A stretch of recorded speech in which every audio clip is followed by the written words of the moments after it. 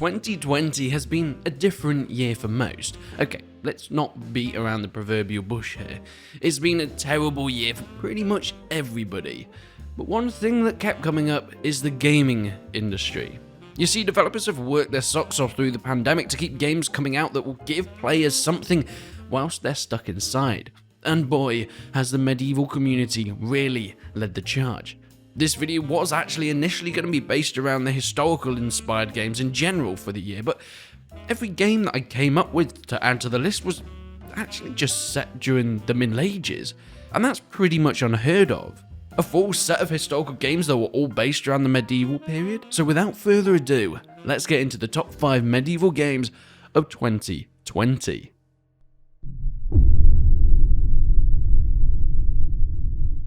Medieval Dynasties is somewhat of an underdog in this fight, a game that sort of came out of nowhere.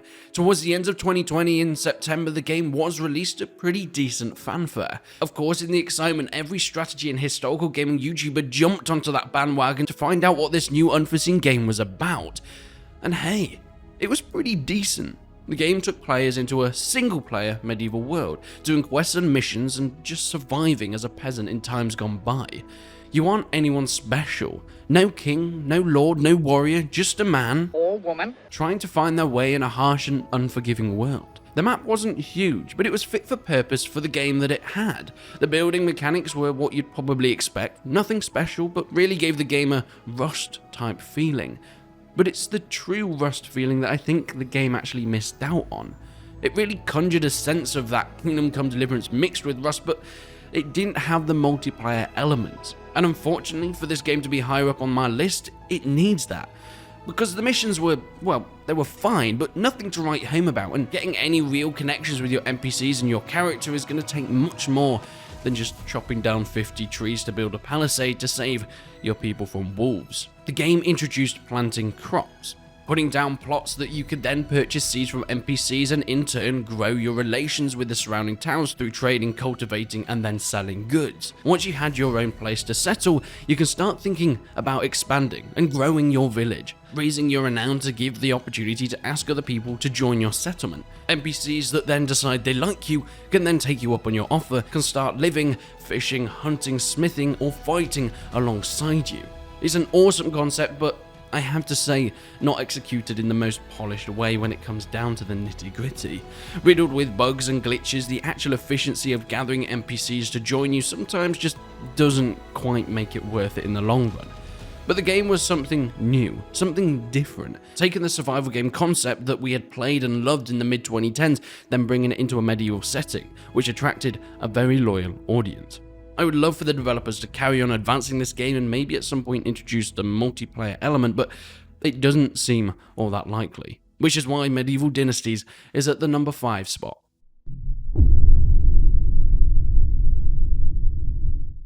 Ghost of Tsushima. Set in medieval Japan, the game takes players on a journey of revenge, war, and honor. Being the last surviving member of your clan, Jin is on a path to reclaim his rightful home.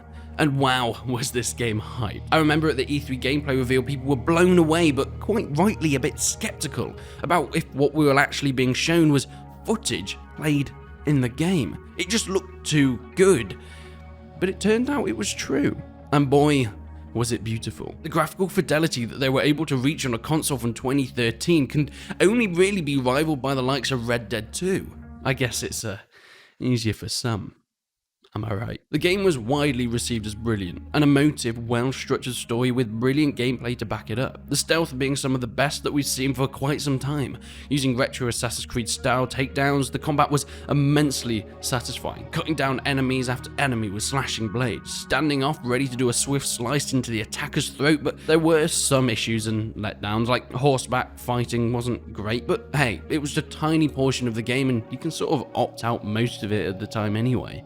Calling out enemies for their strongest fighters into a 1v1 fight to the death is a surefire way of looking like a badass or being completely ratioed by the computer-controlled targets. Ghost of Tsushima, frankly, is a beautiful send-off to the PlayStation 4. A final hurrah showing its pure beauty and complexity on a 7-year-old console. If only it came to PC.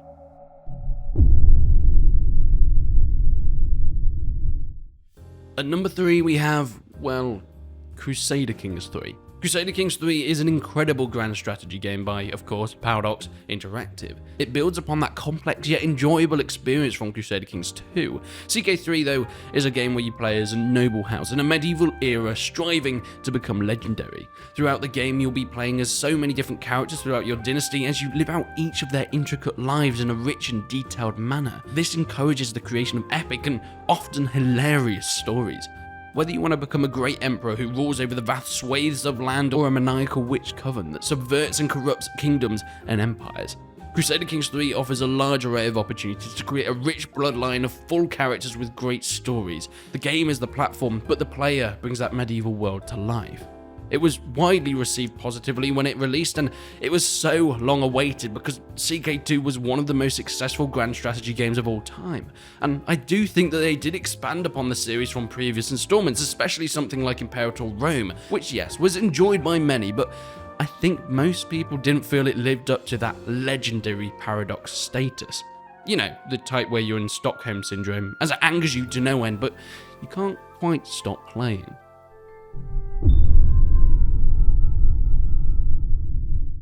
Into the top 2 is a game that I think really split a community. For long-time fans of the Assassin's Creed franchise, Assassin's Creed Valhalla was too much like the RPG-based Odyssey, and it wasn't quite what they wanted. But as a player that loved AC2 and completed Black Flag within the first few weeks, I then didn't go on to touch any other Assassin's Creed games for years. But Valhalla was a gory refresh back into a franchise that I didn't ever think would catch me again. It gave a new life to this series, bringing the world of the Danes and the Viking era into the modern limelight. Using new hardware and technology, the game looks absolutely jaw-dropping. Playing on my home setup at 1440p was quite something. This is where I progressed the most, doing most of my missions and getting all the way through the game, but upon building my latest 3090 machine at my office, it was a different experience. Playing at 4K made me realize that Valhalla is possibly one of the best looking, granted terribly optimized, games of 2020. The snow, the water, the blood. Yes, I'm so glad that Ubisoft went full Gorefest with this game and really ramped it up to the max.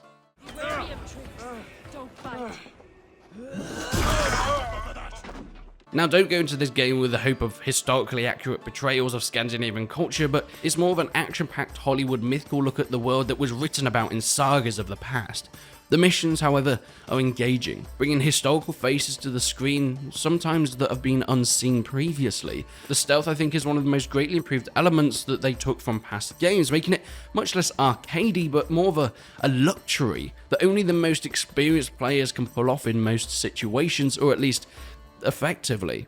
Speaking of such, the upgrade tree is one of the best and vast array of tiny details that you wouldn't expect. Of course, you have those usual buffs when you're using certain weapons, armors, and fighting styles.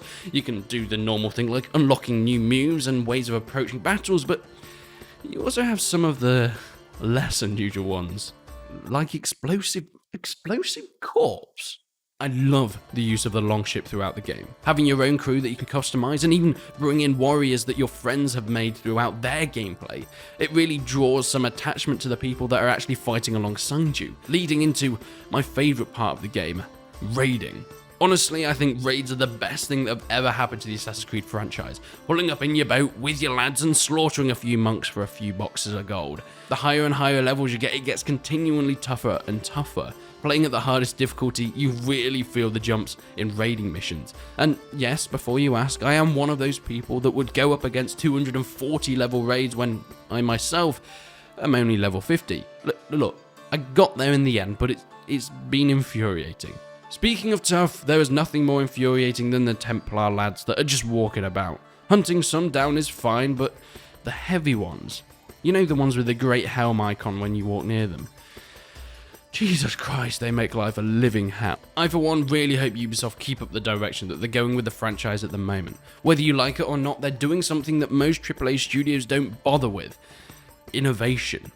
They're trying out new things, some more successfully than others, but at least it's not the same game every year, with a new grumpy man on the box. Before I get to the secret number 1 spot that I'm sure none of you have guessed so far, I want to give a quick honourable mention, and this goes to Age of Empires 3 Definitive Edition. Yes, it's not on the main list because, well, one, it's not medieval really, and of course, I didn't want to lose that title, but of course it's more of a retread of an old classic. Yet Microsoft don't seem to be rubbing me the wrong way with their re-releases, and I think it's the same for most fans. Perhaps this is because of how beloved the games are. I mean, you remember when you were younger and you always said, I just want my favourite game but with new graphics. Well, Microsoft are doing that for us. The upgrades are genuine and well worth it, and they're not so overpriced you just scoff your face at it. Your game, however, is pretty much the same as the original, yet Age of Empires 3 is enhanced with new sounds, music, and greater graphical fidelity. And because of this, I think AoE 3 needs to be honoured on this list somewhere, so this is where it belongs.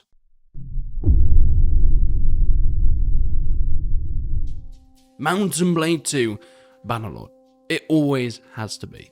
And look, I know the game didn't actually come out this year, it was early access, but after 8 years, you have to let me revel in it a little, please. Also, it means I can keep this game for next year's list when we actually get a full release. Bannerlord, however, was the sequel to the highest rated medieval game on Steam to date, Mount & Blade Warband, taking place into Carradia, the fictional medieval land where people hated caravans but loved heavy cavalry charging down peasants. Starting as an adventurer, you can head whichever way you like. A bandit that makes their wealth from raiding loot from villages and merchants.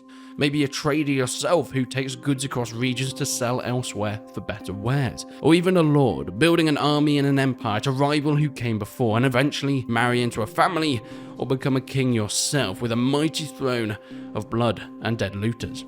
The game expanded upon pretty much everything Warband had to offer, keeping what made it special and unique but adding new crafting mechanics, missions, quests, and of course an entirely new scale.